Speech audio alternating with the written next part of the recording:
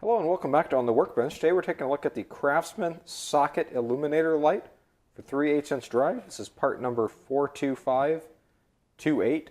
I don't believe this is in production anymore. This one I found used, or not used, but new on eBay for actually only a couple bucks. And this still has all the original packaging on it. Bottom corner here, it is made in the USA. On the back, we have the battery changing instructions and the how to use instructions here. And this supposedly also has the full unlimited Craftsman warranty on hand tools, even though it contains a battery. We can see that it uses a CR123A 3-volt lithium battery, an LED bulb, and an adapter with a tang. So let's go ahead and open this up. This is how this came shipped there. It looks a little yellow. I think that's just the plastic. I suspect the chrome of the socket itself should still be fine. As we pull this back, it looks kind of like a deep socket, but it's got a red ring around the top. And the way that this is supposed to work is you take this and a 3/8 socket, and if we plug the back side here into an adapter, and this should give a light, which it's not, so we're going to have to change the bulb, which I suspected.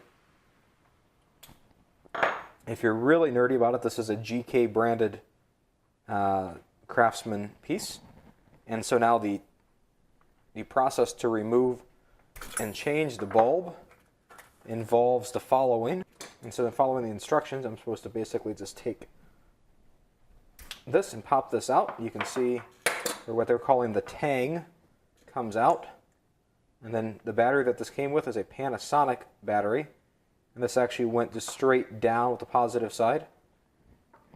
I was able to find a brand new Energizer pack, and this was only available in a 2-pack where I found my batteries. I'm not sure I need the second one, but I'll keep that inside with my other batteries. And so we'll take this, place that down, and then you see, if you look around this tang, you see there's the ball detent on 3 sides that locks that into the top of the socket.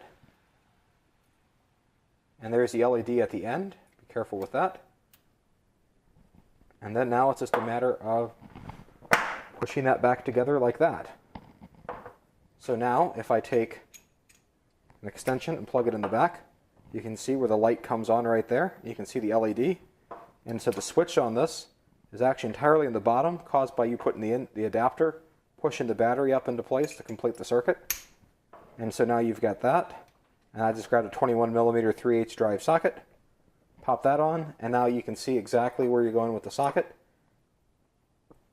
Now, just for reference, let's grab a tape measure. The length that this adds is about 2.5 inches in length, and the diameter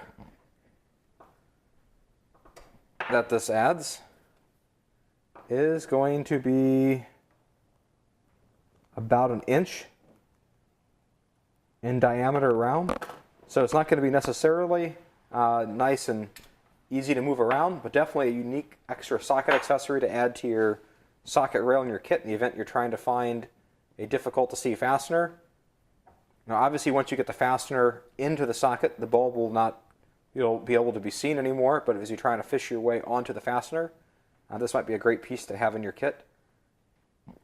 So you can find your way around, or even just use it as a small fish light, because you could use an infinite combination of these adapters to get to this LED bulb to be able to shine around to find whatever it is that you're looking for as an extra compact light to keep in your toolbox.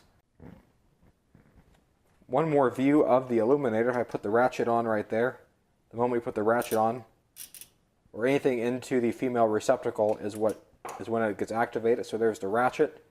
And if you look at the 3/8 drive Craftsman ratchet, this actually fits. It's just slightly smaller than the edge of the head. And then go ahead and put your socket on. And then you can see the little shadow there on my hand of the light through the socket. What would not make any sense, and this would be foolish, as I take the socket off, is to put an extension at the other end of this, because now the end of the extension is where the light's going to be shown. And your extension is not hollow, so that would block your light. So you want this at the very end of your socket assembly. Just pay attention to the diameter and make sure that it fits where you're going. So I hope you found this useful and have a great day. Bye.